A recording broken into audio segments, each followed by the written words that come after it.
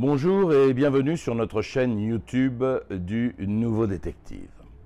Aujourd'hui, pour ma minute judiciaire, je vous invite en Australie, plus précisément au nord-ouest de la Tasmanie. C'est là que Cécile Kremer a été vue pour la dernière fois.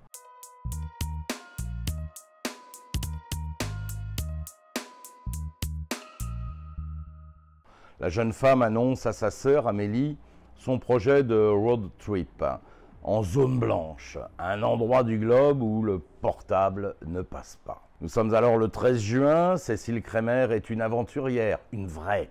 Elle a toujours eu le voyage dans le sang. Ado, elle quitte sa Belgique natale pour un séjour d'1 an aux USA, qu'elle a malheureusement dû écourter en raison du décès de son père.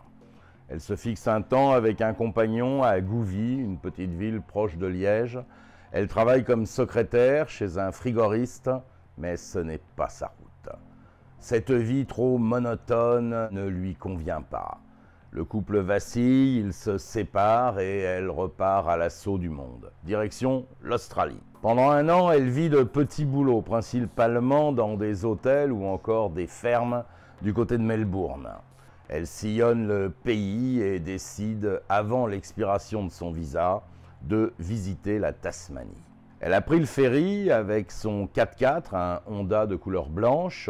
Elle s'installe à Hobart, la capitale tasmanienne, trouve un emploi de serveuse. Ses jours de repos, elle randonne en mode bivouac, sans aucun confort. Elle indique dans ses derniers messages, cette semaine, douche froide au programme. L'île lui semble petite en comparaison de la surface de l'Australie, mais la Tasmanie est grande comme 2 fois la Belgique. Et c'est dans ce contexte qu'elle annonce à sa sœur, le 13 juin, son intention de visiter le site Les Chutes du Philosophe. Un site sauvage d'une beauté exceptionnelle, mais difficile d'accès. Elle prévient que son téléphone ne passera pas, faute de réseau. Les jours passent, plus de nouvelles de Cécile. Le 26 juin, la famille alerte les autorités de Tasmanie et une procédure est alors engagée. La police locale se préoccupe de la situation et entame des recherches sur le terrain. On a objectivement au moins 2 raisons de s'inquiéter. Cécile ne devait pas s'attarder sur ce site, bien au contraire, elle devait retourner à Melbourne pour faire signer un contrat de travail afin de prolonger son visa de 6 mois. Or, elle avait déjà pris son billet de retour pour le ferry en date du 21 juin et elle n'a pas embarqué ce jour-là ni les jours suivants. Autre raison de s'inquiéter, Cécile est jeune, jolie, souriante, les cheveux blonds et elle pourrait fort bien avoir fait une mauvaise rencontre. Sur place, les policiers recueillent 1 ou 2 témoignages. Cécile a été vue le 17 juin à Waratah, 4h30 de route de Hobart.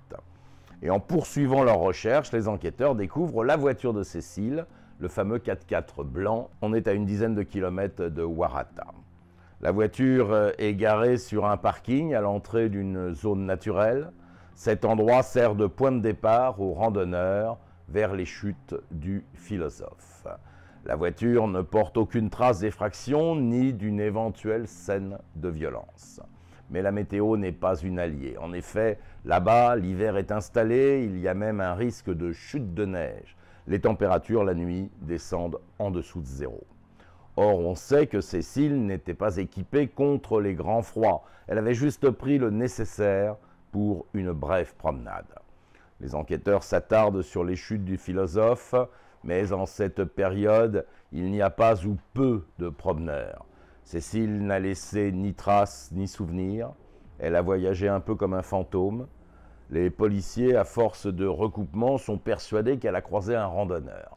Ils lancent alors un avis de recherche, un appel à témoigner. L'homme finit par se présenter, mais n'a pas croisé la jeune Belge. Même si les recherches se poursuivent, le pessimisme est de rigueur.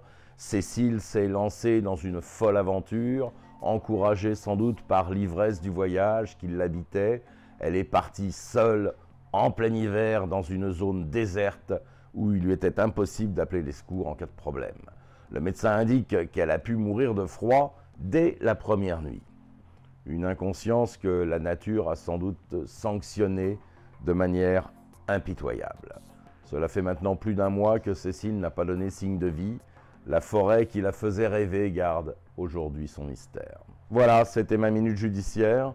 Je vous dis à la semaine prochaine sur notre chaîne YouTube du Nouveau Détective pour une nouvelle chronique.